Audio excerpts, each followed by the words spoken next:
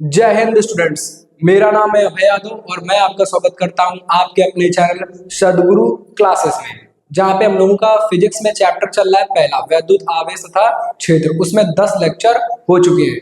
इसके पहले हम लोगों ने पढ़ा था गॉस की प्रमेय और आज हम लोग देखने वाले हैं गॉस की प्रमेय के अनुप्रयोग। अनुप्रयोग नंबर 1, आज एक अनुप्रयोग हम लोग करेंगे। उसके पहले बता दें कि आप लोग हम लोगों का कोचिंग का जो एक टेलीग्राम चैनल आ चुका है सदगुरु क्लासेस के नाम से, आप उसको ज्वाइन कर सकते हैं। ठीक है, तो उसमें क्या होगा कि आपको इंपॉर्टेंट क्वेश्चन और यहाँ जो भी पढ़ाया जाएगा उसकी पीडीएफ आपको टेलीग्राम चैनल पे मिल जाएगी, तो आप टेलीग्राम चैनल भी ज्वाइन कर लें। ठीक, क्योंकि अभी हम लोग आगे इंपॉर्टेंट क्वेश्चन की एक सीरीज चलाएंगे, तो जो इसमें इस बोर्ड में पीडीएफ जो भी पढ़ाया जाएगा उसकी पूरी पीडीएफ आपको टेलीग्राम चैनल पे मिल जाएगी, तो आप टेलीग्राम चैनल ज्वाइन कर लीजिए। ठीक, आज का जो हम लोगों का टॉपिक है, जैसे इसके पहले जो लोग पढ़ के हैं गॉस की प्रमेय, आज हम लोग गॉस की प्रमेय का क्या करेंगे, अनुप्रयोग। तो जो गॉस की प्रमेय का एक अनुप्रयोग है वो है सीधे आवेशित तार के निकट वैद्युत क्षेत्र की तीव्रता। ठीक, ऐसे को बोलते हैं अनंत लंबाई का सीधा आवेशित तार के निकट वैद्युत क्षेत्र की तीव्रता। ठीक, जैसे हम लोग कोई तार ले लेते हैं। ठीक, ये कोई तार ले लिया। ठीक, और इससे पहले हम लोग एक दो चीजें समझ लेते हैं। पहले कुछ चीजें समझ लेते हैं। जैसे देखिए सतत आवेश वितरण। ठीक, तो सतत आवेश वितरण कंटिन्यूअस चार्ज डिस्ट्रीब्यूशन 3 प्रकार का होता है। एक होता है रेखीय आवेश वितरण, एक होता है पृष्ठीय आवेश वितरण और एक होता है आयतन आवेश वितरण। ठीक, जैसे कोई रेखा या किसी लाइन पे आवेश बांटना, जैसे कोई लाइन है, ठीक, और इस लाइन पे कुछ आवेश बांटना है। ऐसे इस लाइन पे आवेश बटा है, मान लो प्लस क्यू आवेश बटा है, ठीक, या क्यू आवेश बटा है। ठीक, तो जो रेखीय आवेश वितरण होता है वो क्या होता है कि इस पूरी रेखा पे एक समान रूप से आवेश को बांटना, उसको क्या बोलेंगे, रेखीय आवेश वितरण। ठीक, फिर एक टर्म होता है रेखीय आवेश घनत्व। तो रेखीय आवेश घनत्व क्या होता है, इसे लैम्डा से डिनोट करते हैं, और रेखीय आवेश घनत्व क्या होता है, चार्ज पर यूनिट लेंथ, प्रति एकांक लंबाई पर जो आवेश होता है उसको बोलते हैं रेखीय आवेश घनत्व। इसे लैम्डा से डिनोट करते हैं। इसका फार्मूला होता है लैम्डा बराबर क्यू अपॉन का एल, कि प्रति एकांक लंबाई पर जो भी आवेश होगा, अगर लंबाई क्या ले ले, एक मीटर, तो प्रति एकांक लंबाई पर जो भी आवेश होगा उसको क्या बोलेंगे, रेखीय आवेश घनत्व। ठीक, तो ये हो जाएगा रेखीय आवेश घनत्व। अब इसे निकालें पृष्ठीय आवेश घनत्व। क्या होगा, जैसे कोई पृष्ठ है, ठीक, इस पृष्ठ का क्षेत्रफल ए है, जैसे ये तार था, मान लो उसकी लंबाई एल है। ठीक, और जैसे ये कोई पृष्ठ है, इसका क्षेत्रफल क्या है, ए है। ठीक, और इस पर मान लो क्यू आवेश बटा हुआ है। ठीक, तो एक समान रूप से बटा हुआ है, तो इस वितरण को बोलेंगे पृष्ठीय आवेश वितरण। ठीक, अब अगर बात करी जाए पृष्ठीय आवेश घनत्व की, तो क्या होगा, एकांक क्षेत्रफल पे जो वितरित आवेश होगा, बटा हुआ आवेश, उसको क्या बोलेंगे, पृष्ठीय आवेश घनत्व, और उसको डिनोट करेंगे सिग्मा से, और इसका फार्मूला होता है सिग्मा बराबर क्यू अपॉन का ए, कि चार्ज पर यूनिट एरिया, प्रति एकांक क्षेत्रफल पर वितरित आवेश को हम लोग क्या बोलते हैं, पृष्ठीय आवेश घनत्व। ठीक, अब आ जाए जैसे कोई चीज जिसका आयतन होता है, जैसे ले लो घन, कोई ले ले हम लोग क्यूब। ठीक, ये घन है। ठीक, इस घन पे क्या आया है कि मान लेंगे जैसे क्यू आवेश क्या है, वितरित है। इस घन पे क्या है कि क्यू आवेश वितरित है। ठीक, तो जब कोई आयतन वाला फिगर होगा, तो जो उसमें एक समान रूप से हम लोग आवेश वितरित करेंगे, तो उसको बोल देंगे आयतन आवेश वितरण। ठीक, अब बात करेंगे अगर आयतन आवेश घनत्व को, तो इसको डिनोट करते हैं रो से, और इसका फार्मूला होता है रो बराबर क्यू अपॉन का वी, की चार्ज पर यूनिट वॉल्यूम, प्रति एकांक आयतन पर वितरित आवेश को हम लोग क्या बोलेंगे, आयतन आवेश घनत्व। ठीक, तो आयतन आवेश घनत्व का फार्मूला हो जाएगा रो बराबर क्यू अपॉन वी, और पृष्ठीय आवेश घनत्व का हो जाएगा सिग्मा बराबर क्यू अपॉन ए, और इसका हो जाएगा लैम्डा बराबर क्यू अपॉन का एल। ये क्या होता है, ये होता है चार्ज पर यूनिट लेंथ, प्रति एकांक लंबाई पर वितरित आवेश। ये क्या हो जाएगा, चार्ज पर यूनिट एरिया, और ये हो जाएगा चार्ज पर यूनिट वॉल्यूम, की प्रति एकांक लंबाई पर वितरित आवेश को बोलेंगे रेखीय आवेश घनत्व। लैम्डा से नोट करेंगे, लैम्डा बराबर फार्मूला हो जाएगा क्यू अपॉन एल। ठीक, ये क्या हो जाएगा, चार्ज पर यूनिट एरिया प्रति एकांक क्षेत्रफल पर वितरित आवेश को बोलेंगे पृष्ठीय आवेश घनत्व, डिनोट करेंगे सिग्मा से। और ये क्या होगा, प्रति एकांक आयतन पर वितरित आवेश को बोलेंगे आयतन आवेश घनत्व, और इसको डिनोट करेंगे रो से। ये होता है क्या, एक सतत आवेश वितरण, कंटिन्यूअस चार्ज डिस्ट्रीब्यूशन, और 3 प्रकार का होता है। ठीक, अब जो हम लोगों की प्रूविंग है उस पर हम लोग आते हैं। ठीक, तो हम लोगों का जो क्या है कि सीधा आवेशित तार के निकट हमें क्या बताना है, विद्युत क्षेत्र की तीव्रता। तो जैसे ये कोई तार है, तार बोला जाता है इनफाइनाइट लॉन्ग। इनफाइनाइट लॉन्ग का मतलब क्या होता है कि तार के निकट जितनी दूरी लेंगे, जितनी दूरी पर हम लोग तीव्रता बताएंगे, दूरी की अपेक्षा जो तार की लंबाई होती है वो क्या होती है, ज्यादा। इस वजह से हम लोग इसको बोलेंगे कि जो तार है वो क्या है, इनफाइनाइट लॉन्ग है। ठीक, अनंत लंबाई का है। अब क्या है कि अब देखो, आपको पता होगा कि जो प्लस आवेश है, तो प्लस आवेश से अगर विद्युत क्षेत्र देखें तो बाहर होगा, दोनों तरफ देखेंगे तो ये होगा, ये लाइन उधर है, इधर से इधर बाहर होगा, इस साइड से इधर क्या होगा, बाहर। ये क्या होगी, दिशा होगी विद्युत क्षेत्र की। ठीक, विद्युत क्षेत्र की क्या होगी, दिशा होगी, ये जो प्लस क्यू आवेश बांटा है। ठीक, अब अगर मान लें इस तार से कुछ दूरी पर, कुछ आर दूरी पर हमें क्या बतानी है, विद्युत क्षेत्र की तीव्रता। ठीक, कि प्रत्येक बिंदु पर जहां भी देखेंगे तो इस तार से प्लस आवेश से विद्युत क्षेत्र क्या होता है, बाहर की ओर। अगर इस साइड देखेंगे, अगर इधर लेंगे तो इधर बाहर की तरफ हो जाएगा, अगर इधर कोई पॉइंट लेते हैं तो इस साइड क्या हो जाएगा, बाहर की ओर हो जाएगा। ठीक, अब आते हैं हम लोग, अब इसको एक मिनट इरेज कर लेते हैं और फिर बनाते हैं इसका फिगर।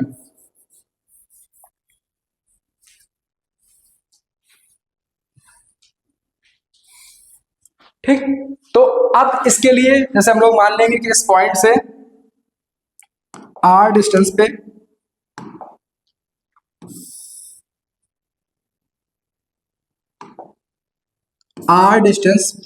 पे एक बिंदु है P, और हमें जहां पे बतानी है क्या, विद्युत क्षेत्र की तीव्रता। ठीक, तो विद्युत क्षेत्र की तीव्रता के लिए हम लोग क्या करते हैं, सबसे पहले एक गॉसियन पृष्ठ की कल्पना करेंगे। ठीक, तो जब भी हम लोग कोई रेखीय चीज लेते हैं, लीनियर, ठीक, तो लीनियर के लिए जो गॉसियन पृष्ठ बनता है वो बनता है बेलनाकार। ठीक, तो इसके चारों ओर हम लोग क्या बनाएंगे, एक बेलनाकार गॉसियन पृष्ठ। इसके चारों ओर हम लोग क्या करेंगे, बेलनाकार गॉसियन पृष्ठ एक ड्रॉ करेंगे।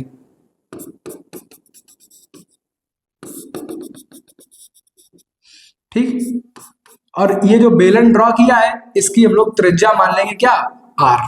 ठीक, त्रिज्या कितनी हो जाएगी इस बेलन की, मान लेंगे आर, और जो इसकी लेंथ है वो हम लोग मान लेंगे एल। ठीक, ये बेलन है, इसकी जो ये लेंथ है वो है एल, और इसकी जो त्रिज्या है वो है आर।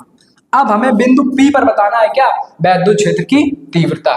ठीक, तो तीव्रता बताने के लिए सबसे पहले हम लोग क्या करेंगे, सबसे पहले हम लोग क्या करेंगे कि यहाँ पे बनाएंगे बेलन पे क्षेत्रफल सदिश, और उससे गुजरने वाला क्या निकालेंगे, फ्लक्स। और उससे पहले हम लोग मान लेंगे कि जो बेलनाकार गॉसियन पृष्ठ है इसका जो रेखीय आवेश घनत्व है, जो इसका रेखीय आवेश घनत्व है, रेखीय आवेश घनत्व वो है लैम्डा। रेखीय आवेश घनत्व क्या है, लैम्डा। ये हम लोग मान लेंगे कि जो हम लोगों ने बेलनाकार गॉसियन पृष्ठ की कल्पना की है, इस बेलन की त्रिज्या कितनी है, आर, और इसकी लंबाई एल, और इसका जो पृष्ठीय रेखीय आवेश घनत्व है वो क्या है, लैम्डा। अब हमें बताना है, अब इसे कोई बेलन ले, कोई सिलेंडर ले, तो सिलेंडर पे कितनी पृष्ठें होती हैं, तो सिलेंडर पे अगर पृष्ठ देखें तो सिलेंडर पे 3 पृष्ठें होती है बेलन पे। बेलन पे जैसे अगर इसको बेलन माने तो एक ये वक्राकार पृष्ठ होती है, इसके चारों ओर जो ये दिख रही है ये क्या होगी, वक्राकार या गोलाकार पृष्ठ, और ऊपर एक सपाट पृष्ठ होगी, समतल होगा ना बेलन, और नीचे भी क्या होगा, समतल। तो 2 समतल या सपाट पृष्ठें होती हैं और एक वक्राकार पृष्ठ होती है। ये वाली जो आपको दिख रही है ऊपर, तो ये क्या होगी, समतल पृष्ठ होगी। ये नीचे भी एक क्या होगी, समतल पृष्ठ, और ये जो गोल चारों तरफ दिख रहा है इस तार के चारों ओर, ये क्या होगी, वक्राकार या गोलाकार पृष्ठ। तो 3 पृष्ठें हैं, तो यहाँ पे क्षेत्रफल सदिश कितने बनेंगे, 3 क्षेत्रफल सदिश बनेंगे। तो आइए हम लोग सबसे पहले क्षेत्रफल सदिश बना लेते हैं। तो जैसे वक्राकार पृष्ठ पे एक क्षेत्रफल सदिश बनाते हैं इस पे, तो आपको पता है कि क्षेत्रफल सदिश बनाने के लिए मान लो जैसे यहाँ पे कोई क्षेत्रफल अवयव लिया, तो क्षेत्रफल सदिश की जो दिशा क्या होती है, पृष्ठ से अभिलंबित बाहर की ओर। तो यहाँ से पृष्ठ से अभिलंबित बाहर की ओर क्या हो जाएगी, अगर डीए क्षेत्रफल लिया तो क्या हो जाएगी, डीए वेक्टर क्षेत्रफल सदिश की दिशा। और इससे पहले हम लोगों ने जब वैद्युत क्षेत्र की दिशा बनाई थी तो वो हर बिंदु पर क्या होगी, अभिलंबित बाहर की ओर। तो यहाँ पे वैद्युत क्षेत्र की दिशा और डीए की दिशा क्या होगी, एक ही होगी, और दोनों के बीच कोण क्या होगा, 0। तो ये बन गया समतल पृष्ठ। ठीक, और इसको चाहो तो नाम दे दो पहली की, ये जो पृष्ठ है इसको नाम दे दिया फर्स्ट की, ये पहली पृष्ठ है। ठीक, अब आ जाओ ऊपर वाली समतल पृष्ठ। अब अगर ऊपर वाली समतल पृष्ठ पे हम लोग यहाँ पे बनाए कोई क्षेत्रफल अवयव, तो क्षेत्रफल सदिश की दिशा क्या बनेगी, अब ये पृष्ठ होगी इसे, तो इससे अभिलंबित क्या होगा, क्षेत्रफल सदिश बाहर की ओर। ठीक, तो क्षेत्रफल सदिश की दिशा यहाँ पे डीए वेक्टर क्या बन जाएगी, ऊपर की ओर। और यहाँ पे अगर वैद्युत क्षेत्र की दिशा देखेंगे तो वैद्युत क्षेत्र क्या होगा, इस साइड। तो यहाँ पे अगर वैद्युत क्षेत्र और क्षेत्रफल सदिश के बीच कोण देखें तो थीटा का मान हो जाएगा 90। ठीक, वही अब नीचे आने इस पृष्ठ को हमने नाम दे दिया कि ये पृष्ठ क्या है, दूसरी। अब ये जो पृष्ठ है इसको नाम दे दे तीसरा की, थर्ड सरफेस है। ठीक, क्योंकि फ्लक्स लिखना पड़ेगा ना, तो लिखेंगे पहले के का पहली पृष्ठ निकलने वाला फ्लक्स, दूसरी पृष्ठ से और तीसरी पृष्ठ से। अब यहां अगर इस पृष्ठ पे कोई हम लोग क्षेत्रफल अवयव बनाएंगे, ठीक, ये हमने क्षेत्रफल अवयव ले लिया डीए, तो अब अगर क्षेत्रफल सदिश लेंगे तो क्षेत्रफल सदिश इससे क्या होगा, अभिलंबित। ये पृष्ठ है नीचे की ओर, तो क्षेत्रफल सदिश क्या होगा, इससे अभिलंबित। क्षेत्रफल सदिश क्या होता है, पृष्ठ से हमेशा क्या होगा, अभिलंबित। अच्छा, हालांकि यहाँ पे जो क्षेत्रफल सदिश होंगे वो बन तो दो जाएंगे, एक बनेगा अंदर की तरफ, एक बाहर की तरफ, पर अंदर वाला हम लोग लेंगे नहीं, तो क्षेत्रफल सदिश कौन सा लेंगे, बाहर वाला, जो पृष्ठ से अभिलंबित क्या है, बाहर की ओर। और वैद्युत क्षेत्र की दिशा क्या होगी, बाहर, हर बिंदु पे क्या होगी, बाहर की ओर। अभी हम लोग इससे पहले बना चुके हैं। तो ये हो जाएगी डीए वेक्टर की दिशा और ये हो जाएगी वैद्युत क्षेत्र की तीव्रता की दिशा। यहाँ पे फिर दोनों के बीच कोण क्या हो जाएगा, 90। और आपको पता है कि जहां पे क्षेत्रफल सदिश और वैद्युत क्षेत्र की तीव्रता के बीच कोण 90 अंश हो जाता है, वहां से कोई फ्लक्स नहीं गुजरता है। ठीक, तो ये तीन पृष्ठें हो गई, तीनों में हम लोगों ने क्षेत्रफल सदिश की दिशा बना ली और वैद्युत क्षेत्र से कोण भी ज्ञात कर लिया। अब हम लोग क्या लिखेंगे कि जो बेलनाकार गॉसियन पृष्ठ है इससे गुजरने वाला कुल वैद्युत फ्लक्स। तो हम लोग लिखेंगे बेलनाकार गॉसियन पृष्ठ, बेलनाकार गॉसियन पृष्ठ से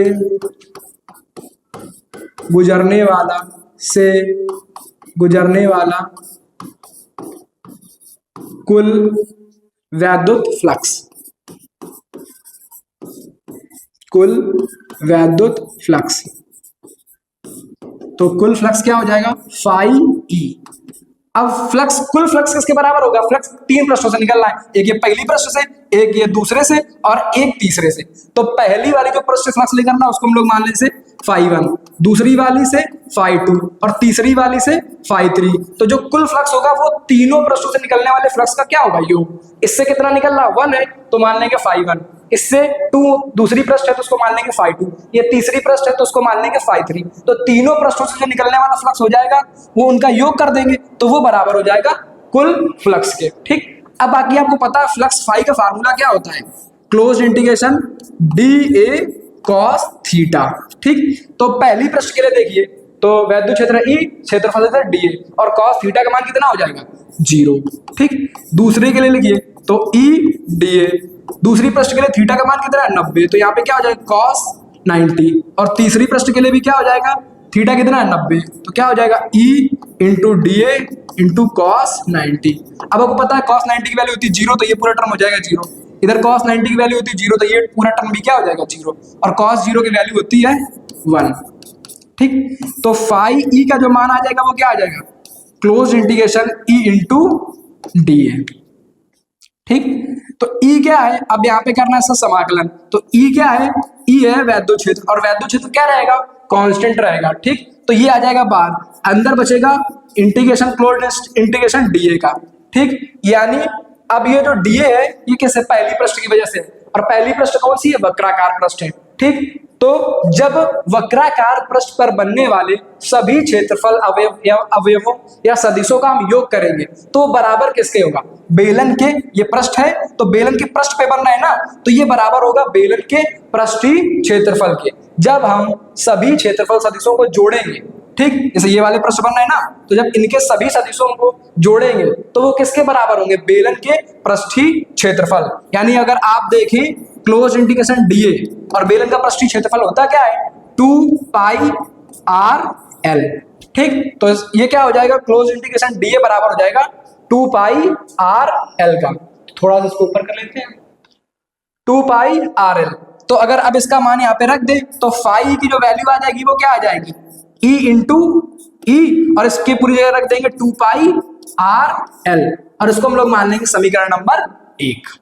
ठीक, इसको मान लेंगे समीकरण नंबर 1। ये आ गया हमारा ये जो बेलनाकार गॉसियन पृष्ठमानी है, इससे गुजरने वाला कुल फ्लक्स। ठीक, अब अगर हम लोग गॉस की प्रमेय भी पढ़ के आए, गॉस की प्रमेय क्या होती है, अब अगर हम लोग लिखे गॉस की प्रमेय से, गॉस की प्रमेय से, तो भैया गॉस की प्रमेय क्या कहती है कि फ्लक्स फाई बराबर क्या होता है, क्यू इनक्लोज्ड अपॉन का एप्सिलॉन नॉट। क्यू इनक्लोज्ड का मतलब क्या होता है कि गॉसियन पृष्ठ से घिरा कुल आवेश बटे का एप्सिलॉन नॉट। तो अगर इस फॉर्मूले से हम लोग फाई निकाल लें, तो आप फिगर को देखिए एक बार, तो क्या होगा कि ये तो मान लो तार जो है इस बेलन के बाहर भी रहेगा, जो तार है वो इस बेलन के बाहर भी है। यहाँ पे हम लोग जो बेलन में तार है, बेलन वाला तार, बेलन के अंदर जो तार है वो कहाँ, यहाँ से कहाँ तक है, यहाँ तक, और यहाँ से यहाँ तक तार की लंबाई कितनी, एल। तो तार की एल लंबाई, ठीक, तो हम लोग देखो जो क्यू आवेश है, ठीक, जो क्यू आवेश बटा है वो पूरे तार पे बटा है, जो क्यू आवेश है, स्मॉल क्यू आवेश बटा है वो पूरे तार पे बटा है।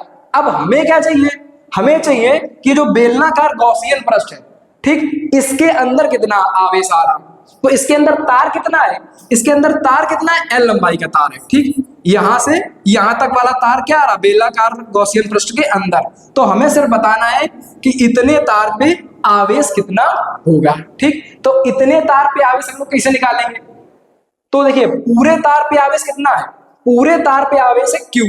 ठीक, अब हमें चाहिए एल लंबाई पे, तो आप यही भी सबसे पहले हम लोगों ने कॉन्सेप्ट बताया कि जो रेखीय आवेश घनत्व लैम्डा होता है, ये क्या होता है, per unit charge per unit length, कि प्रति एकांक लंबाई पर वितरित आवेश को क्या बोलते हैं, रेखीय आवेश घनत्व। अब देखिए हमें पता क्या है कि पूरे तार पे आवेश कितना है, क्यू। अब हमें चाहिए कितने पे, एल लंबाई पे। ठीक, हमें कितने पे चाहिए, अरे हमें क्या, देखो अब इसमें मान के क्या है, रेखीय आवेश घनत्व माना है लैम्डा। रेखीय आवेश घनत्व होता क्या है, रेखीय आवेश घनत्व होता है प्रति एकांक लंबाई पर वितरित आवेश। तो यहाँ हम लोग मान के आए हैं कि प्रति एकांक लंबाई पर वितरित आवेश क्या है, लैम्डा है। ठीक, और हमें चाहिए कितना, एल लंबाई पर, तो एल लंबाई पे क्या हो जाएगा, अब हमें चाहिए कितना, एल लंबाई पे, यानी हमें पता है कि एकांक लंबाई पे, अगर इसको हम लोग साइड में लिखते हैं, हम लोगों को पता है कि एकांक लंबाई पे जो आवेश है वो कितना है, लैम्डा है, और एल लंबाई पे पूछा गया है, तो एल लंबाई पे कितना हो जाएगा, लैम्डा इंटू एल हो जाएगा कि नहीं हो जाएगा। एकांक लंबाई पे आवेश कितना है, क्योंकि हम लोगों ने माना है कि जो तार लिया है इसका रेखीय आवेश घनत्व कितना है, लैम्डा। तो लैम्डा होता क्या है, एकांक लंबाई पर वितरित आवेश। तो एकांक लंबाई पर वितरित आवेश लैम्डा है, हमें कितना चाहिए कि एल लंबाई में कितना आवेश आ रहा, तो एल लंबाई पे कितना हो जाएगा, लैम्डा इंटू एल। तो जो क्यू इनक्लोज की वैल्यू हो जाएगी वो हो जाएगी लैम्डा इंटू एल अपॉन का एप्सिलॉन नॉट। ये आ जाएगा फाई का मान यहां से। अब इसको अगर माने समीकरण नंबर 2, अब देखिए जो समीकरण 1 है वो भी फाई की वैल्यू इलेक्ट्रिक फ्लक्स की, और जो समीकरण 2 है ये भी क्या है, फाई की वैल्यू है। अगर इन दोनों को बराबर कर दें, लिखे समीकरण 1 व 2 से, तो आप दोनों समीकरण को बराबर कर दीजिए। पहली समीकरण क्या है, E इंटू 2 पाई आर एल, और दूसरी समीकरण क्या है, लैम्डा एल अपॉन का एप्सिलॉन नॉट। तो देखिए एल से एल क्या हो जाएगा, कैंसिल हो जाएगा, जो E की वैल्यू आ जाएगी वो क्या आ जाएगी, लैम्डा, और 2 पाई इधर आ जाएगा नीचे, तो हो जाएगा 2 पाई एप्सिलॉन नॉट आर। तो फार्मूला आ जाएगा वैद्युत क्षेत्र की किसी तार के निकट वैद्युत क्षेत्र की तीव्रता का फार्मूला आ जाएगा E बराबर लैम्डा अपॉन का 2 pi epsilon naught r. Formula वैसे ये होता है। अगर इसके हम लोग न्यूमेरिकल लगाएंगे तो हम लोग क्या कर लेते हैं, इसी फार्मूले में 2 से गुणा कर लेंगे और 2 से भाग कर लेंगे। तो अब जब 2 से गुणा करोगे तो ऊपर क्या हो जाएगा, 2 लैम्डा, और नीचे क्या आ जाएगा, 4 pi epsilon naught r, 4 pi epsilon naught r. तो अगर इसको हम लोग अलग अलग लिखें तो फार्मूला क्या बन जाएगा, E बराबर 1/4 पाई एप्सिलॉन नॉट 2 लैम्डा अपॉन का आर। क्योंकि अब ये क्यों किया, क्योंकि यहाँ पे हमें 4 पाई एप्सिलॉन नॉट की वैल्यू पता होती कितनी होती है, 9 × 10⁹ और हम लोग यहाँ पे लैम्डा और आर की वैल्यू कर रख देंगे, हमें आंसर आ जाएगा। और यहाँ पे अगर रखेंगे तो पाई की वैल्यू रखनी पड़ेगी 22/7 एप्सिलॉन नॉट की 8.85 गुणा 10 की पावर -12 का, और कैलकुलेशन थोड़ी सी क्या हो जाएगी, टफ हो जाएगी। ठीक, तो ये आती है वैद्युत क्षेत्र की तीव्रता आर, और जो वैद्युत क्षेत्र की तीव्रता होती है वो दूरी पे डिपेंड करती है। अगर आप ज्यादा दूर जाएंगे तो तीव्रता क्या हो जाएगी, कम हो जाएगी। ठीक, क्योंकि जो फार्मूला आया वो क्या आया है, फार्मूला क्या आया है, E बराबर λ/2 पाई एप्सिलॉन नॉट आर, यानी जो तीव्रता होगी वो क्या होगी, दूरी के व्युत्क्रमानुपाती होती है। अगर दूरी बढ़ेगी, आप दूर जाएंगे तो तीव्रता क्या हो जाएगी, कम हो जाएगी। ठीक, और इसके वैद्युत क्षेत्र की तीव्रता और आर के बीच अगर ग्राफ बनाए तो क्या बनेगा, रेक्टेंगुलर हाइपरबोला का क्या बनेगा, ग्राफ। अगर इनके बीच ग्राफ देखें तो ग्राफ क्या हो जाए, कुछ ऐसा ग्राफ बनेगा। ठीक, तो ये बात हो गई वैद्युत क्षेत्र की तीव्रता की, कि अगर कोई सीधा आवेशित तार है अनंत लंबाई का तो उसके लिए जो वैद्युत क्षेत्र की तीव्रता का फार्मूला आएगा वो क्या आएगा, E बराबर 1/4 पाई एप्सिलॉन 2 लैम्डा अपॉन का R। अब इस पे एक दो क्वेश्चन लाए, हम लोग आज क्वेश्चन देख लेते हैं।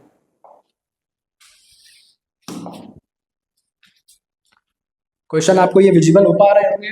क्वेश्चन क्या है कि अनंत लंबाई के एक समान आवेशित सीधे तार का रैखिक आवेश घनत्व कितना है, 10 गुणा 10 की पावर 8 कूलाम अपॉन मीटर, तार से 2 सेंटीमीटर दूर उत्पन्न वैद्युत क्षेत्र की तीव्रता ज्ञात। तो सबसे पहले देख लीजिए, लिख लीजिए आपको सवाल में दिया क्या क्या गया है।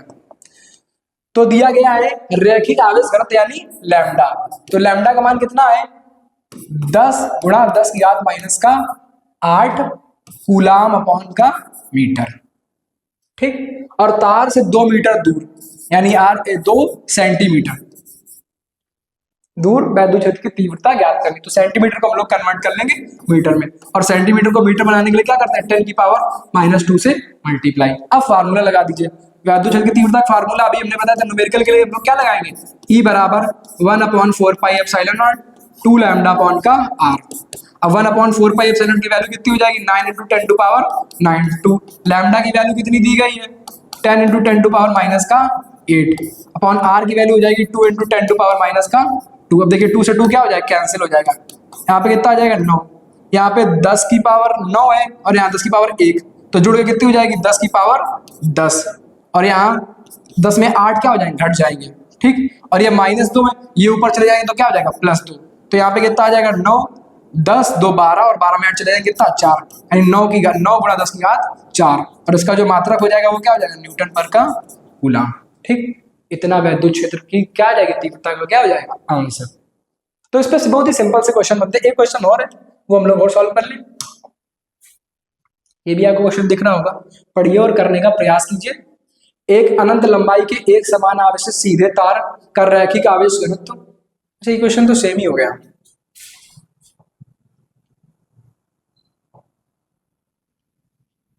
वैद्युत क्षेत्र की तीव्रता, इसमें एक अलग क्वेश्चन था पर क्वेश्चन हो गया सेम, तो फिर उसको हम लोग करेंगे अगली स्लाइड पे, क्या अगले लेक्चर में। ठीक, तो आज हम लोगों ने क्या पढ़ा, सीधे आवेशित तार के कारण वैद्युत क्षेत्र की तीव्रता। ठीक, तो आज के लिए हम लोग इतना ही रखेंगे। और हम लोगों ने क्या पढ़ा, सतत आवेश वितरण। तो सतत आवेश वितरण 3 प्रकार के होंगे, रेखीय आवेश वितरण, पृष्ठीय आवेश वितरण और आयतन आवेश वितरण। ठीक, रेखीय आवेश घनत्व का फार्मूला क्या होगा, लैम्डा बराबर Q/L। पृष्ठीय आवेश घनत्व का होगा Q/A और आयतन आवेश घनत्व का होगा Q/V। ठीक, तो आज हम लोगों ने पढ़ा एक अनुप्रयोग, इसके बाद हम लोग पढ़ेंगे अनंत विस्तार वाला, और फिर पढ़ेंगे गोले के कारण जो तीव्रता होती है गोले के पृष्ठ पर अंदर बाहर। और इसके बाद जब ये चैप्टर खत्म हो जाएगा फिर हम लोग करेंगे इसके न्यूमेरिकल, और उसके बाद दिवाली के बाद हम लोग एक मोस्ट इंपॉर्टेंट क्वेश्चन की सीरीज चालू करने वाले हैं। सबसे पहले चालू करेंगे मल्टीपल चॉइस क्वेश्चन की, कि उसमें हम लोग टॉप 50 मोस्ट इंपॉर्टेंट क्वेश्चन करेंगे। ठीक, तो वो सीरीज हम लोग दिवाली के बाद स्टार्ट करेंगे, ये तब तक ये चैप्टर भी कंप्लीट हो जाएगा, तो सबसे पहले इस चैप्टर से स्टार्ट करेंगे। उसके लिए आप हम लोगों के टेलीग्राम चैनल को ज्वाइन कर लीजिए और चैनल को सब्सक्राइब कर लीजिए। और जो भी चैप्टर आपको फिजिक्स में पहले चाहिए, जैसे आपको कोई चैप्टर फिजिक्स में टफ लग रहा हो और वो आपको पहले चाहिए, तो आपको कमेंट बॉक्स में बता सकते हैं, या और भी जो भी कंटेंट आपको चाहिए तो वो आप कमेंट बॉक्स में अपनी राय दे सकते हैं। ठीक, तो आज के लिए इतने लिखते हैं, तब तक के लिए धन्यवाद।